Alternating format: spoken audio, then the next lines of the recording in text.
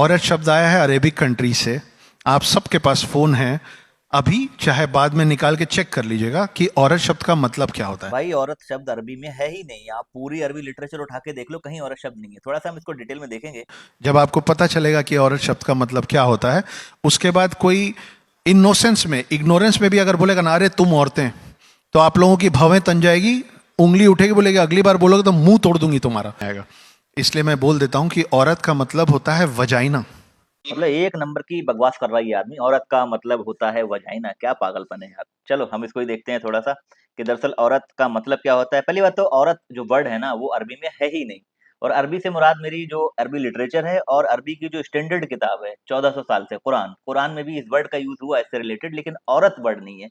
अब अगर ये औरत वर्ड है नहीं तो कुरान में या अरबी में और जो बोलते हैं या हमारे पास ये वर्ड आया कहाँ से? वो वैसे ही आया जैसे हमारे पास सुन्नत वर्ड आ गया, जैसे हमारे पास सलात वर्ड आ गया, जैसे हमारे पास औरत आ गया।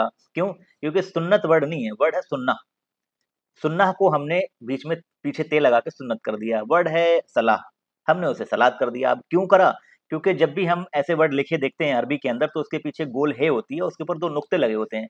अब जो लोग अरबी को सही से पढ़ते नहीं, समझते नहीं हैं, जिन्होंने प्रॉपर टीचर से नहीं पढ़ी होती है, गूगल से, फेसबुक से, यूट्यूब से पढ़ी होती है, तो वो फिर इस तरीके की हरकतें करते हैं कि वो उसे ते पढ़ जाते हैं। तो इन्होंने भी यही गलती करी है कि औरह जो लिखा था उसे औरत पढ़ लिया। तब भी मान लो कि ये वर्ड औरह भी है, वो भी उसका भी मतलब ना वजाइना होता है, उसका मतलब फीमेल भी नहीं होता।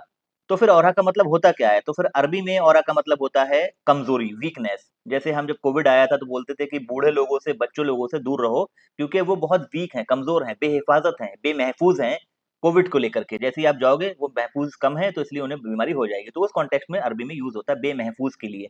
कुरान से एक एग्जाम्पल लेते हैं, बहुत शानदार एग्जाम्पल है। सूरह अहज़ाब, सूरह नंबर 33, आयत नंबर 13। उसमें है औरतुन वमा हिया बिऔरह। सूरह अहज़ाब जिसने पढ़ी है वो जानता है कि सूरह अहज़ाब कितनी बेहतरीन आयत है, जिसके अंदर मुनाफिकों का, काफिरों का और इस्लाम मतलब मुसलमानों का बहुत शानदार से मोमिनों का जिक्र किया हुआ, उनकी पहचान बताई है। बहुत बेहतरीन है, आप जाके एक बार पढ़ना, आपको मजा आ जाएगा। तो उसमें औरह या औरतुन का यूज़ हुआ है। तो वो किस लिहाज़ से हुआ कि मुनाफ़िक नबी करीम के साथ चले गए थे जंग में, लेकिन बाद में वहाँ जाके बहानेबाज़ी कर रहे थे और बहाना क्या दे रहे थे कि हमारे घर बेमहफ़ूज़ हैं। और वो बेमहफ़ूज़ नहीं थे, वो ना चाहते थे मगर भागना, वो भागने की जुगाड़ में लगे हुए थे, तो नबी करीम से बहाने मार रहे थे। तो यहाँ पर बेमहफ़ूज़, बेहिफ़ाज़त या कमज़ोरी के कॉन्टेक्स्ट में इसका इस्तेमाल किया गया कुरान के अंदर। तो अरबी में और कुरान में जो औरह वर्ड है, औरत वर्ड ही नहीं पहली बात, तो जो औरह वर्ड है, उसका इस्तेमाल बेमहफ़ूज़ या कमज़ोर या वल्नरेबल के कॉन्टेक्स्ट में हुआ है। औरत के मामले में बिल्कुल भी नहीं हुआ। औरह वर्ड का भी इस्तेमाल मतलब फीमेल के मामले में। अब ये आया कहाँ से? तो क्लियर कट है, जैसे हमने सुन्नह को सुन्नत कर दिया, सलाह को सलात कर दिया, वैसे ही हमने औरह को औरत कर दिया। बट मज़े की बात ये है कि औरत ही नहीं करा बल्कि हमने उसका कॉन्टेक्स्ट ही बदल दिया।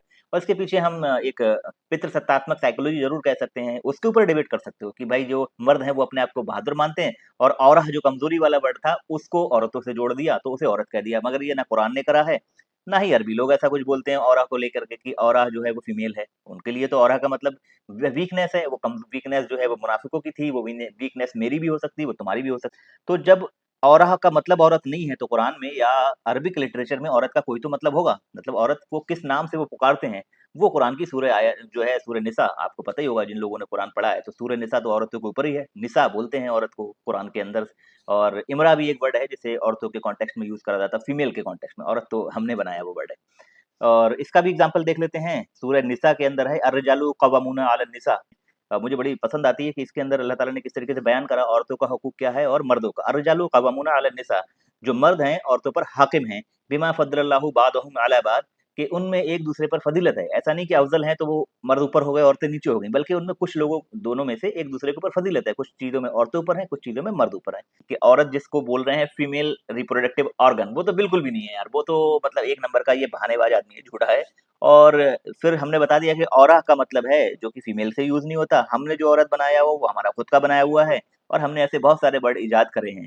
मैं एक अरबी से बातचीत कर रहा था और उस समय हमें लग रहा था जो वर्ड हमारे यहाँ होते हैं, मान लो इस्लामिक वर्ड, बहुत ज़्यादा उलमा वाले वर्ड हैं, नमाज़, रोज़ा, ये 2 वर्ड हैं, सलात, है ना? या फिर अफ्तार या सहरी, ये सारे वर्ड अगर जो भी जानता है और इस टाइप के वर्ड का यूज़ करता है अपने दिनचर्या में, डेली लाइफ़ में, तो आपको लगेगा बड़ा सोमो-सलात का पाबंद बंदा है और ठीक-ठाक अच्छा इंसान है, ये दीनी आदमी है।